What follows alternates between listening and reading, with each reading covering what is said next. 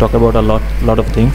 সাইফুদ্দিনকে ছাড়া বিশ্বকাপ খেলতে যাব না, এবার সংবাদ মাধ্যমে এসে বিসিবির ওপর চরম রেগে গিয়ে একই বলল মাহমুদুল্লাহ রিয়াদ, যা মুহূর্তেই ভাইরাল।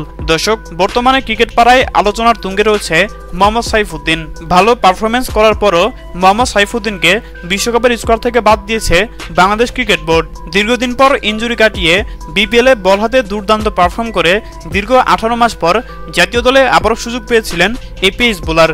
আর জিম্বাবুয়ের বিপক্ষে প্রথম 3টি টি-20 ম্যাচে বল হাতে দুর্দান্ত বোলিং করে 8 উইকেট শিকার করেন এই পেস বোলার। তার বোলিংয়ের গতি, সুইং এবং ইয়র্কারের সামনে রীতিমতো দাঁড়াতেই পারেনি জিম্বাবুয়ের ব্যাটাররা। আর তাই তো সবাই ভেবেই নিয়েছিল আসন্ন টি-20 বিশ্বকাপে মোহাম্মদ সাইফুদ্দিনকে রাখা হবে, কিন্তু দুর্ভাগ্যবশত জিম্বাবুয়ের বিপক্ষে পঞ্চম টি-20 ম্যাচে বাজে বোলিং করেন মোহাম্মদ সাইফুদ্দিন। মোট 4 ওভার বোলিং করে 55 রান খরচ করেন এই অলরাউন্ডার। আর তাই তো পঞ্চম টি-20 ম্যাচে বল হাতে বাজে পারফরমেন্সের কারণ দেখিয়ে মোহাম্মদ সাইফুদ্দিনকে বিশ্বকাপের স্কোয়াড থেকে বাদ দেয় বাংলাদেশ ক্রিকেট বোর্ড। আর এবার মোহাম্মদ সাইফুদ্দিনকে বিশ্বকাপের স্কোয়াড থেকে বাদ দেওয়ায় চরম খেপেছে মাহমুদুল্লাহ রিয়াদ।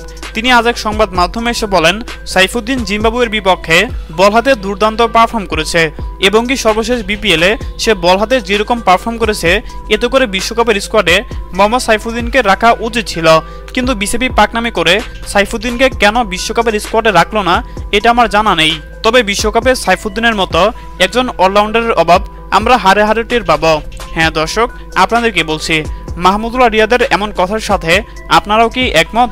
জানিয়ে দিন আপনাদের গুরুত্বপূর্ণ মতামত আমাদের কমেন্ট বক্সে। ধন্যবাদ।